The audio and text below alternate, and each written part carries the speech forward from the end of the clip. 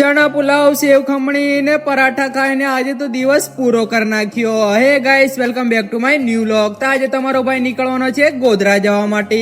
આપણે સાથે લીધો છે એક મિત્ર ને, કારણ કે એકલા જવાની મજા નથી આવતી. તો આપણે મજા લેતા લેતા પહોંચી ગયા દામાવાવ. દામાવાવ જઈએ ને ચણા પુલાવ ના ખાઈએ એવું બને જ નહીં. તો લઈ લીધી એક એક ડીશ ચણા પુલાવ. ચણા પુલાવ ઠપકાર્યા પછી નીકળ્યા આપણે પાછા ગોધરા જવા માટે.